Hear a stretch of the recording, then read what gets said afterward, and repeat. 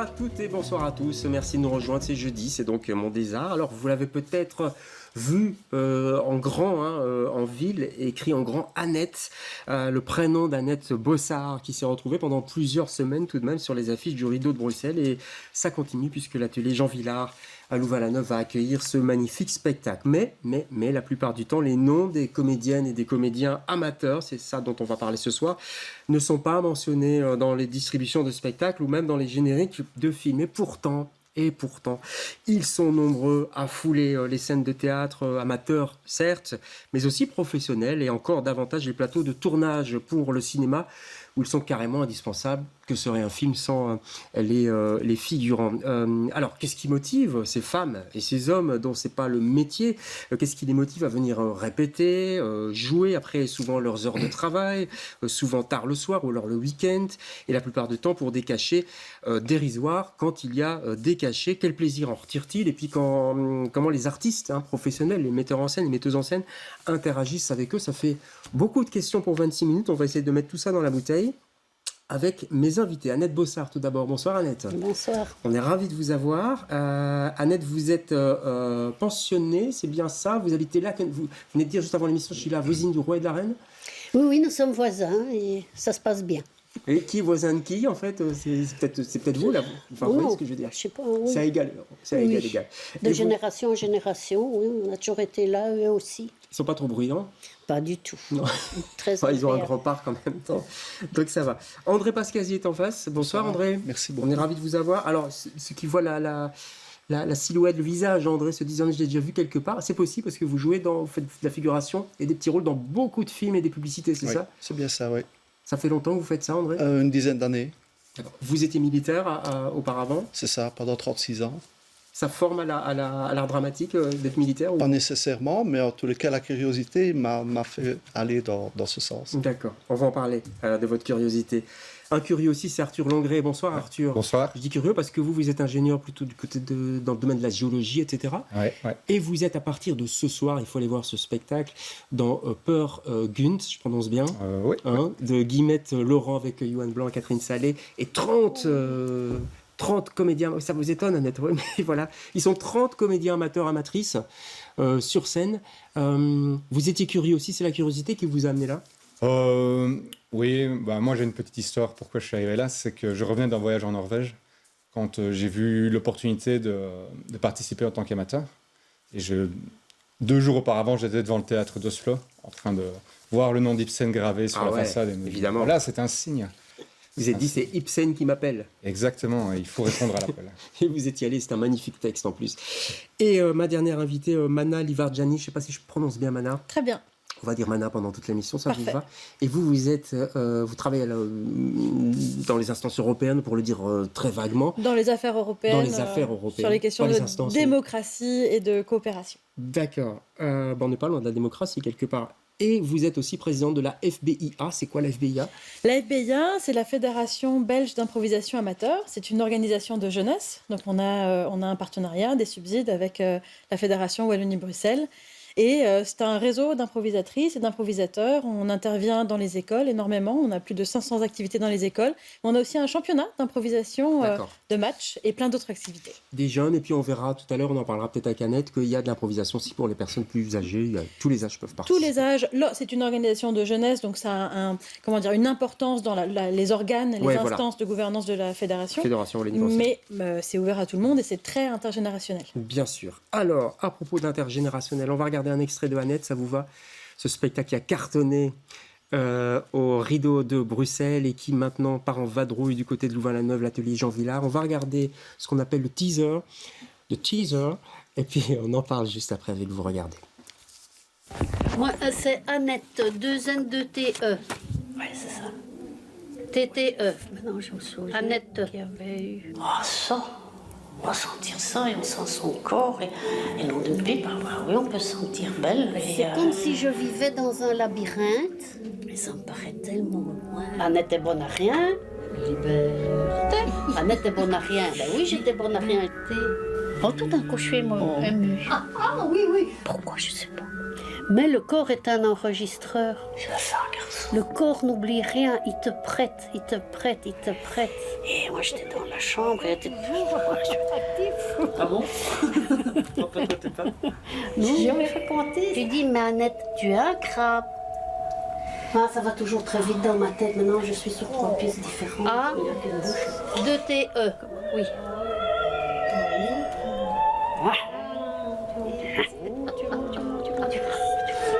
Non, j'ai tous les renseignements. Je vous remercie. Vous avez été tout à fait aimable et je vous souhaite courage pour ici. Un bon week-end déjà. Bon, Annette, ça va, vous pouvez ouvrir les yeux, le teaser est passé. Vous n'aimez pas vous voir? Non. Pourquoi? Ni m'entendre. Ça tombe mal, parce que vous Oui. faites du théâtre en même temps, donc... Oui, mais on me voit, je me vois pas. D'accord, vous préférez que ce soit Je les autres qui m'entends, vous mais voient? oui, oui. C'est pas encore réglé ce problème-là, mais voilà. Ouais, faudra en parler à votre psy, comme on dit. Mais j'étais chez un psy avant de rentrer dans ce projet, parce Ouais. que je dis je vais être exposée longtemps, est-ce que j'ai la carrure, est-ce que je vais pas au milieu du guet? Et alors j'ai été consultée et le psy, il avait repris des études, mais il était comédien au départ, donc j'ai dit je suis cernée. C'était un psy piège.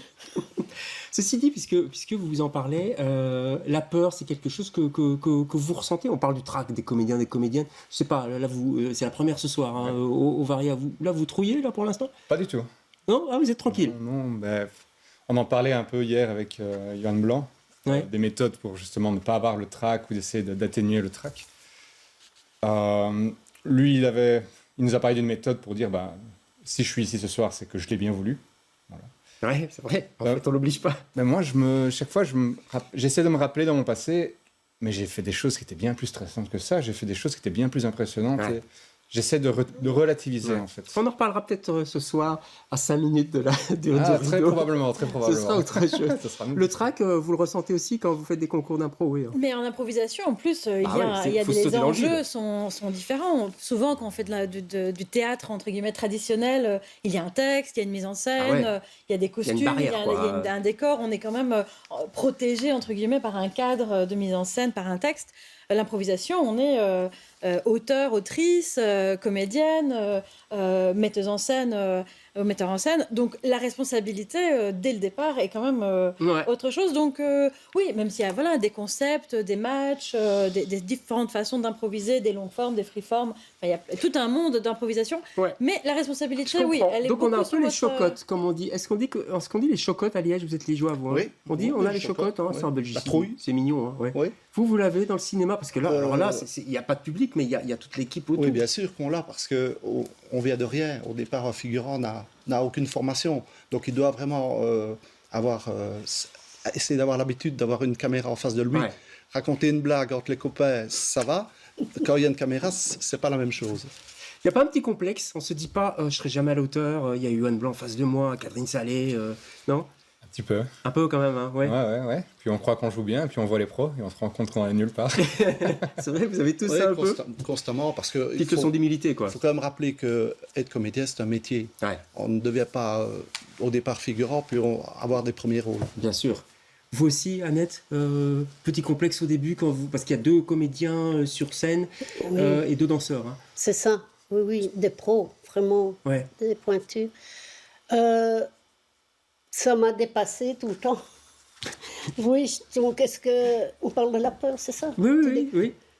Mais c'était pas de la peur, c'était de l'épouvante, c'était Ah ouais, à ce point-là. de la terreur, oui. D'aller sur scène, de faire ça, je me dis, mais je suis pas en train de faire ça, mais c'est pas possible. Ouais. Mais une fois qu'on a dit oui, c'est le tapis roulant. hein. En plus, c'est une pièce qui parle de vous, donc qui parle de votre histoire.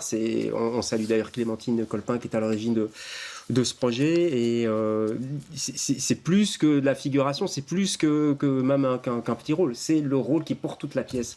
C'est ça qui est assez incroyable. Je suis la matière. C'est-à-dire, C'est un balayage de vie, donc c'est là-dessus Ouais. qu'ils ont pris, qu'ils ont sélectionné. Et c'est la mémoire du corps, c'est ce que Clémentine Colpin et Olivia Smets Ouais. et Pauline aussi, qui C'est leur compagnie, coécrivent ouais. la compagnie Canicule, Ouais. prennent comme fil rouge, c'est la mémoire du corps, donc les traces. Et voilà. Ouais, et c'est un spectacle magnifique. Allez le voir si vous ne l'avez pas vu. Il est au Jean Villard, c'est assez complet, mais peut-être on espère que ça va tourner. Allez aussi voir au Varia, peut-être pas ce soir, mais si vous avez le temps dans les jours qui suivent, le spectacle Peer Gynt de Ibsen, qui est un petit peu votre révélation. Guillemette Laurent est à la manœuvre et elle nous propose une interview où elle parle justement de la figuration. Regardez. C'est Johan qui m'a demandé, à l'issue d'un spectacle qu'on avait fait ensemble autour de Marguerite Duras, si j'étais d'accord pour travailler avec lui autour de Peer Gynt, mais en monologue. Je trouvais l'idée excellente parce que Peer Gynt, le texte de Ibsen, ça pourrait être un long monologue puisqu'on suit un seul héros et qui se pose beaucoup de questions sur ce qu'il est. C'est le cœur de la pièce, c'est ça, c'est qui suis-je en fait.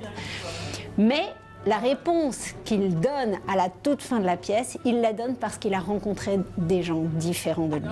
Et donc, c'était intéressant pour moi de travailler avec Johan Blanc, qui est un acteur professionnel, mais qu'il ait en face de lui des personnes qui avaient une pratique totalement différente de lui. C'est-à-dire qu'ils ne mettaient pas leur art au centre de leur vie, comme le fait un acteur ou une actrice professionnelle, mais qui mettaient leur art à la périphérie de leur vie, c'est-à-dire dans ce qu'on met normalement dans les hobbies, dans les choses qu'on aime faire. Ben pour moi, ça ne modifie rien en termes de jeu. Pour moi, je travaille avec des amateurs et des amatrices ou avec des professionnels, j'ai fait les deux, de manière totalement équivalente. C'est-à-dire qu'au moment de la création, au moment de la direction d'acteurs et d'actrices, c'est le même rapport, ça ne change pas fondamentalement. Les gars, la perconte, pour bien se marrer. Moi, j'avais déjà fait du théâtre en tant qu'amateur, mais en Flandre. Et en fait, j'avais fait un voyage en Norvège. Et j'étais revenu, et 2 jours après ma visite d'Oslo, on m'a envoyé le lien sur Facebook pour des comédiens amateurs pour jouer à la pierre de Ibsen. Et je me rappelle voir le théâtre d'Oslo 2 jours auparavant avec le nom engravé dessus d'Ibsen. Je me suis dit, bah voilà, c'est un signe. Quoi ? T'as peur d'Aslak, c'est ça ? Moi, peur ? C'est toi qui m'invites. J'ai fait 2 ateliers théâtre et je vais en faire un 3e bientôt. Donc le théâtre, j'aime vraiment bien, mais c'est la première fois que je participe à quelque chose un spectacle payant, que les gens vont payer pour venir voir. Bah, c'est-à-dire que oui, il y a quand même une petite exigence de qualité, quoi. C'est difficile. C'est-à-dire qu'en fait, pour dire le vrai, je me crois, entre nous soit dit, un peu doué.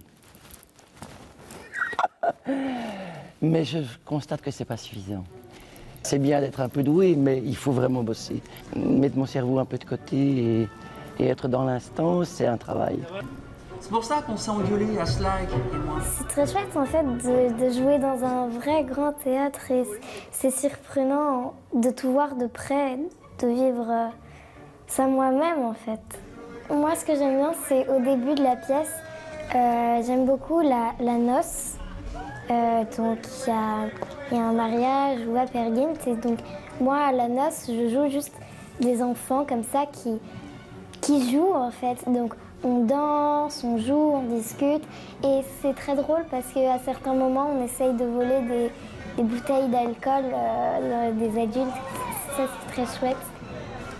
Moi je dirais que venir voir Peer Gynt c'est partager une expérience. C'est une grande fresque en fait, c'est cette idée-là et l'idée d'une grande fresque c'est aussi quelque chose qu'on peut faire avec un public très large et pour moi cette volonté-là c'était aussi d'ouvrir sur le plateau à des gens dont ce n'est pas le métier, mais aussi d'ouvrir dans la salle à des spectateurs ou des spectatrices qui n'auraient peut-être pas la même habitude d'un chemin de théâtre. Comme un éclair. Aslak ? Ah bah il est resté comme un con avec les mains toutes brûlées, là, toutes rôties. Et je toupe,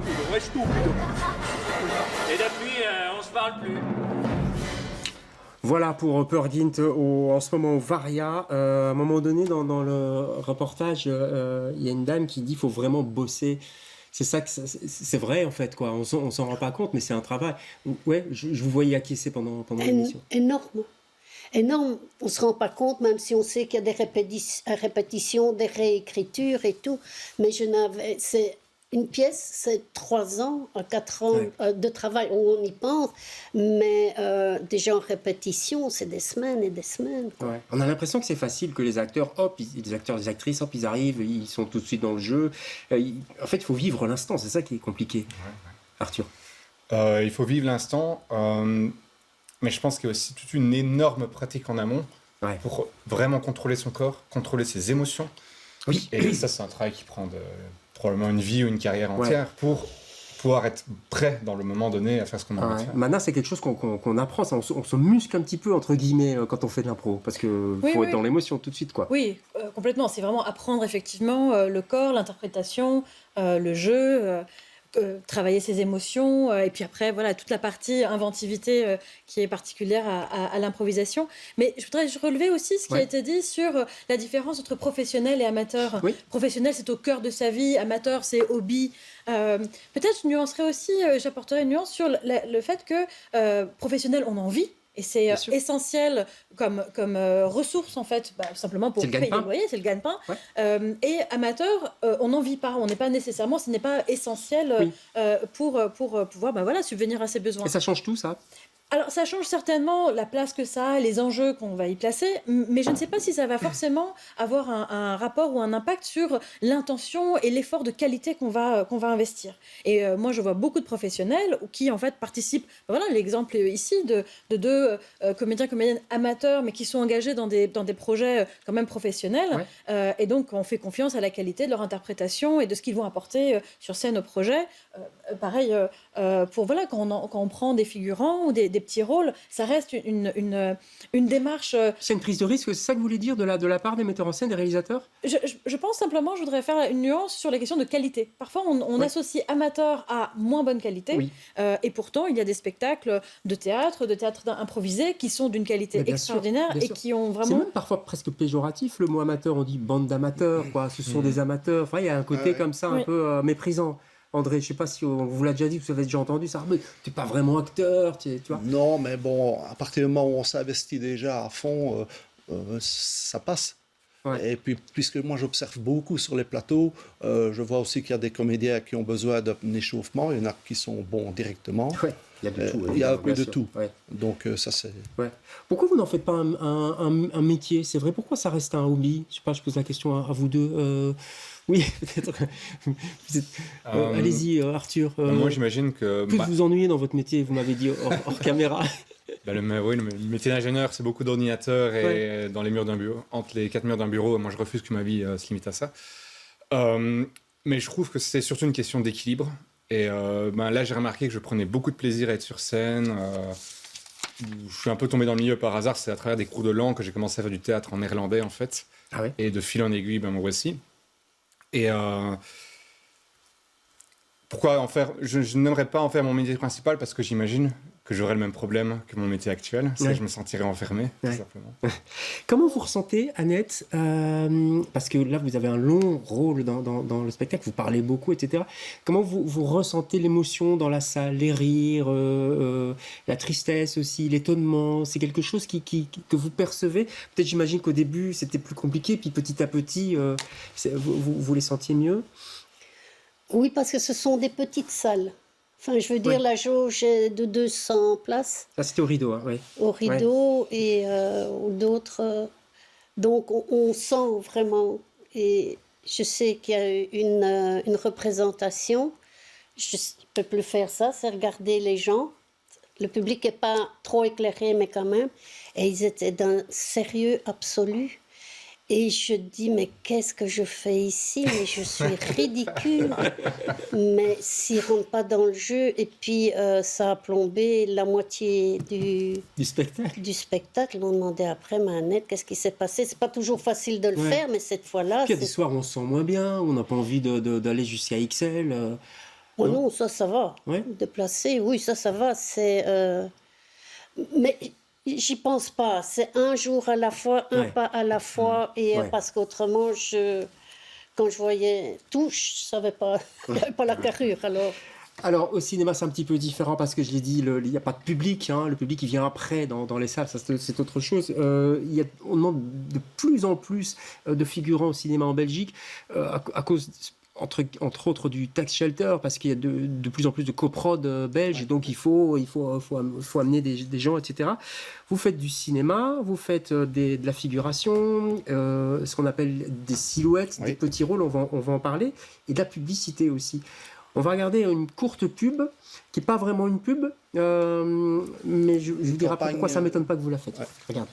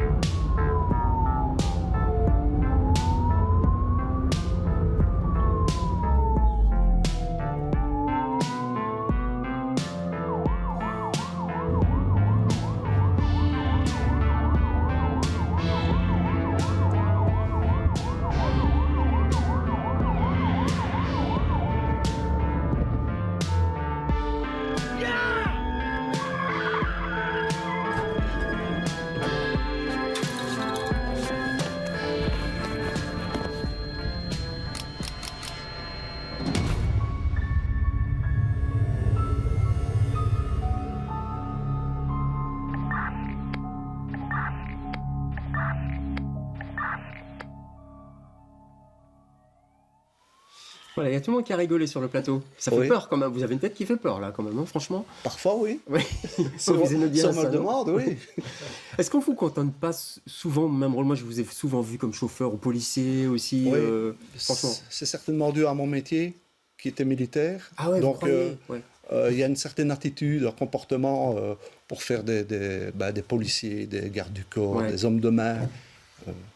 Voilà. Ça vous dérange pas? Non, maintenant ceux qui me connaissent, ils disent que c'est pas vraiment mon style, mais bon, si on me demande de faire le méchant, je fais le méchant. Ouais. Vous prenez un plaisir, j'ai l'impression. Oui, beaucoup. Je vous ai croisé sur des plateaux, on sent vraiment le plaisir, quoi. Oui. Maintenant, bon, il faut pas non plus avoir des ambitions démesurées. Il faut quand même savoir se situer sur une échelle. Je ne suis pas un professionnel, donc. Mais on vous demande parfois des rôles parlants, ce qu'on appelle des petits rôles. Oui. Ça dépend quoi? Des réalisateurs? Ça dépend du rôle? Il y a d'abord une sélection qui se fait sur photo. Oui. Donc là, il y a déjà l'aspect physique qui compte. Et puis alors, il y a parfois des petits castings à passer. Il y a peut-être une ou deux phrases à dire. On croit que c'est facile, mais quand on va passer les castings, on se rend compte qu'on n'est pas dans les bonnes conditions, et puis ça devient compliqué. Ouais. C'est des chefs de file, comme on dit dans le cinéma. Il y en a une dizaine en Belgique. Hein. Ils ont une espèce de book, quoi. Vous connaissez plusieurs chefs de file, alors j'imagine. Pratiquement tous. Oui. On vous retrouve partout. Faudrait vous inscrire. Non, ça vous dit de faire du cinéma aussi? Pourquoi pas? C'est curieux. Hein. C'est encore une autre aventure, ça, Annette. Hein? Ce serait une aventure, oui. Ouais. Alors, pourquoi pas? Pourquoi pas? Les amateurs qui font de l'impro chez vous, ils ont envie de jouer avec des professionnels au théâtre, au cinéma, ou ils vous en parlent? Il y a des membres de la FBIA qui sont comédiennes professionnels, qui font du théâtre, qui parfois ont des petits rôles aussi au cinéma. Il y en a qui font même du doublage. Donc il y a vraiment beaucoup d'activités qui peuvent que l'improvisation à la FBIA ou ailleurs soit un tremplin professionnel aussi parfois. Après, on a une spécificité, comme je disais, on est une organisation de jeunesse. La priorité, en fait, de la FBIA en tant qu'organisation de jeunesse, c'est d'utiliser l'improvisation comme biais pour, en fait, aider à créer des cracks. C'est ça. Donc, vraiment, les citoyens responsables. C'est social, quoi, d'abord. C'est social, citoyenneté, être responsable, être engagé. Et donc, on utilise l'improvisation comme pratique artistique amateur, mais aussi avec un but social. Il nous reste très peu de temps. Je voudrais qu'on dise quand même un mot sur le défraiement. Est-ce que vous êtes défrayé, par exemple, par le Varia ou par la production? Comment ça se passe? Oui, je suis défrayé par quelqu'un. Je ne sais pas qui. Vous êtes très mystérieux. Je ne sais pas qui. Par quelqu'un, mais en tout cas, vous êtes défrayé. Vous ne faites pas ça comme ça. Oui, non, c'est pour les représentations. On a 7 représentations, on a un peu d'argent, mais c'est vraiment... Vous ne faites pas ça pour l'argent, de toute façon. Non. Annette aussi, vous aviez un défraiement Maintenant, plus... je suis payée à même hauteur avec la compagnie Calicule tout le monde sur le plateau est payé à la même hauteur. Comme les acteurs et comme... Ça, c'est très bien. Oui, ça. c'est ça. Ouais. Et alors, après, eux, évidemment, comme ils sont de la compagnie, ils ont un supplément. Bien Mais sûr. sur le... Parce que c'est pas rare. toujours le cas. Très rapidement, on n'a plus beaucoup de temps. Malheureusement, en cinéma, c'est compliqué en Belgique par rapport à la France. Quoi, Oui. on est défrayé, alors qu'en France, on peut être payé. C'est différent. Oui, mais en France, c'est plutôt, on appelle ça des cachets. Ouais. Donc, ils doivent en vivre, ils doivent avoir certains cachets pour garder leur statut d'artiste.